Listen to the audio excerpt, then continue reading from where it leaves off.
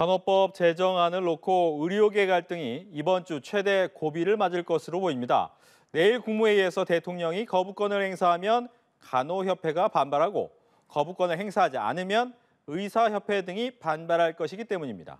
쟁점은 무엇이고 해법은 없을지 임주혜 변호사와 이야기 나눠봅니다. 안녕하십니까? 안녕하세요. 네, 간호법 제정안을 두고 보건의료계가 둘로 나누어져 있다. 직역간 좀 입장차가 극명하더라고요.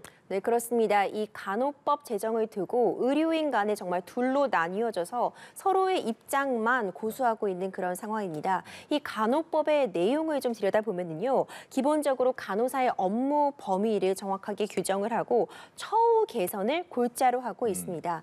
간호사에 대한 처우 개선이 있어야 된다는 부분에 대해서는 어느 정도 합의가 된 부분인데 네. 문제는 이 간호법 제1조에서 모든 국민이 의료기관과 지역사회에서 수준 높은 간호 혜택을 얻을 수 있도록 필요한 사항을 규정한다. 이 1조 조항에서부터 문제가 좀 시작되었습니다. 이 지역사회라는 표현을 두고 이 표현 때문에 이제 간호라는 업무가 간호사들만의 독점적인 지위로 갈 수 있다. 또 의료기관 외에서의 어떤 간호 행위가 행해질 수 있다는 점을 근거로 해서 간호협회 측과 그리고 의사, 간호조무사 등 그 외 직역 간의 다툼 양상으로 지금 벌어지고 있거든요. 네. 결국 거부권 폭풍 정야라고 할 수 있습니다. 앞서 앵커님이 언급해 주신 것처럼 거부권을 행사하지 않으면은 또 그 외 직역, 의료인 및 간호조무사 등의 직역에서 반발을 할 것이고 또 거부권을 행사하는 간호협회가 반발할 것이 불보듯 뻔하기 때문에 정말 이 갈등이 좀 어떻게 봉합할 수 있을지 그 해법이 좀 절실한 그런 상황입니다. 네,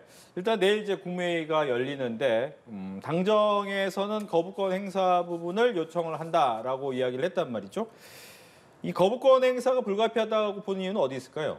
네, 그렇습니다. 오늘 조기훈 보건복지부 장관이 정부종합청사에서 관련된 내용을 브리핑했는데요. 네. 그 내용을 좀 정리해 보자면요. 우선 이번 간호법 제정으로 인해서 기존의 의료법에 각종 의료인들이 모두 해당되어 적용을 받았는데 간호사에 대한 부분만 이제 간호법으로 별도로 제정을 하게 되면 전문 의료인 간의 협업을 저해할 수 있으며 또 의료법에서 이제 간호인만 분리하게 되면은 의료기관 외에 간호 업무가 확대될 수 있고 그렇다면 의료기관에서 간호 서비스를 받기 어려운 상황이 발생하거나 때로는 또 의료기관 외에서 발생하는 간호 서비스에 대해서는 어떤 책임 소재가 불분명할 수 있다. 또 이런 점을 근거로 두었고요.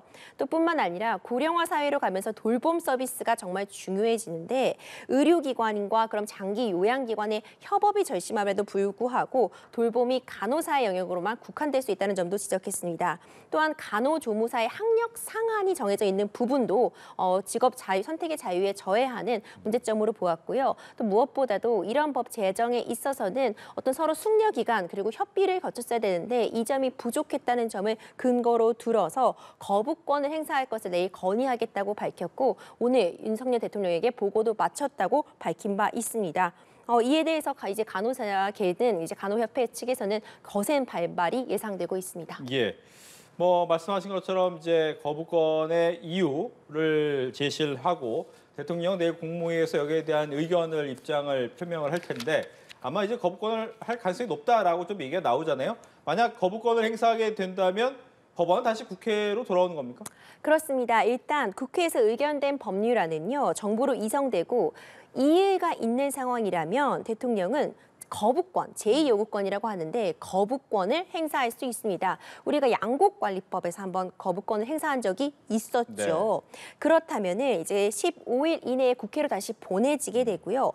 본회의에 상정이 되게 되는데 이때는 이제 다시 통과시키기가 더 높은 수준을 요구하게 됩니다. 그러니까 재적 의원 과반수 출석 그리고 출석 의원 3분의 2의 찬성을 얻어야 되거든요.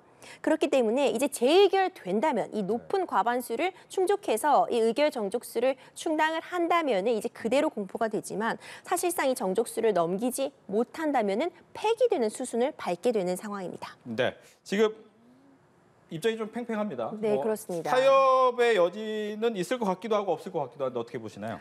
네, 일단 문제점이요. 일단 입법 단계에서 이렇게 갈등이 불거질 것을 예상하지 못했나 이런 부분이 참 아쉽습니다. 입법하는 과정에서 갈등을 중재하지 못한 책임은 정부, 국회 모두 져야 될 것 같고요.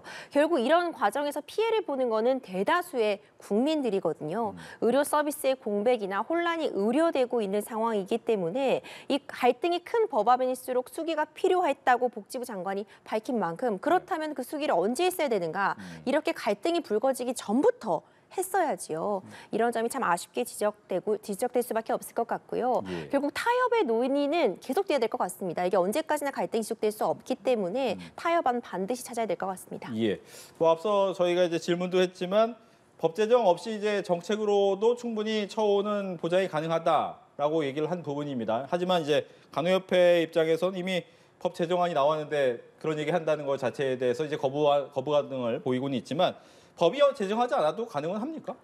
법적으로는 당연히 그렇습니다. 어떤 네. 처우 개선이 반드시 법적 근거가 있어야 되는 것은 아니죠. 정부 정책으로도 처우 개선이 있을 수 있지만 법제화 된다면 가장 강력하게 그리고 어떤 추진 동력을 확실하게 얻을 수 있는 거고 그 법에 따라서 이제 처우 개선이 일어나기 때문에 또 법제화를 요구하는 것도 또 당연한 목소리일 것 같고요. 예. 하지만 이제 정부 쪽 당정에서는 당연히 처우 개선에 당장의 어떤 법적 근거나 법의 제정이 필요한 것은 아니다. 정부 정책으로 가능하기 때문에 지난달 25일 발표된 간호인력 지원 종합 대책을 성실히 이행하는 것으로 대체할 수 있다. 이런 입장을 표하고 있는 겁니다. 따라서 이제 간호사 1인당 환자 수를 단계적으로 낮출 것이며 간호사 업무 부담을 줄이고 전문성을 강화할 것을 이제 성실하게 이행하겠다. 이런 입장을 밝히고 있습니다. 예. 이제 거부권을 만약 내일 행사할 경우, 대통령이 행사할 경우 앞서서는 이제 뭐 일반 국민과 환자에 대해 피해가 가지 않는 범위 내에서 투쟁하겠다라고 얘기를 했습니다만 이 부분을 예를 들면 만약 그 부분이 약간 도를 넘어선다 이렇게 될 경우에는 법으로 막을 근거는 있습니까? 그렇습니다. 사실 내일 어떤 결과가 나오든 어떤 투쟁은 분명히 있을 것 같습니다. 네. 이게 어느 쪽이든 만족스러운 결과가 못 나오는 상황이잖아요. 그 점이 안타까운 건데요. 의료법 제59조의 업무 개시 명령이 규정이 되어 있습니다. 정당한 사유 없이 의료인이 휴업, 폐업, 진료를 하지 않는 경우에 이제 업무 개시 명령을 내릴 수 있고 정당한 사유가 없다면 이를 이행하여야 된다고 규정이 되어 있거든요. 이전에도 실제로 의료인들이 이제 집단 파업을 했을 때 업무 개시 명령이 발동된 적도 있었습니다. 당시 네. 공공의료원이 문제가 되었었는데요. 이번 사안 같은 경우에도 만약 이제 갈등이 지속되고 어떤 의료인들의 공백이 있을 정도의 어떤 휴업이나 어떤 집단 행동이 된다면 보건복지부에서도 이제 단체 행동 시 법에 따라 조치할 것이라고 밝힌 상황이기 때문에 만약 그런 일이 일어나서는 안 되겠지만 의료 공백이 발생할 경우에는 이론적으로는 업무 개시 명령도 발동할 수는 있습니다. 예. 끝으로 그렇다면 의료 현장에서 아무래도 협업 얘기가 계속해서 당정 얘기에서도 나온 것처럼 협업이 필요한 상황에서 이렇게 일단 분위기가 서로 대치 또 갈등 상황으로 가게 될 경우 협업이 어렵지 않겠느냐, 환자의 피해는 우려되지 않겠느냐라는 생각이 좀 들긴 하는데 이 부분은 어떨까요?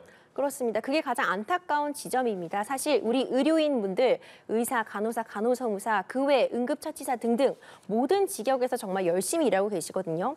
얼마 전 코로나19 종식 서열이 있었는데 그때도 정말 의료인들의 공 우리가 정말 치하했었잖아요. 그런데 이렇게 갈등 양상으로 가는 점이 정말 안타깝고요. 어떤 방식이든 반드시 협의가 이루어져야만 이 갈등을 봉합하고 의료가 하나의 모습으로 원팀으로 또 우리나라 국민들을 지켜줄 수 있기 때문에 반드시 해법안 나왔으면 좋겠습니다. 예, 이렇게 해서 내일 국무회의 간호법 제정안에서 과연 어떤 결과가 나올지 보면서 임주혜 변호사와 함께 이야기 나눠봤습니다. 오늘 얘기 잘 들었습니다. 감사합니다.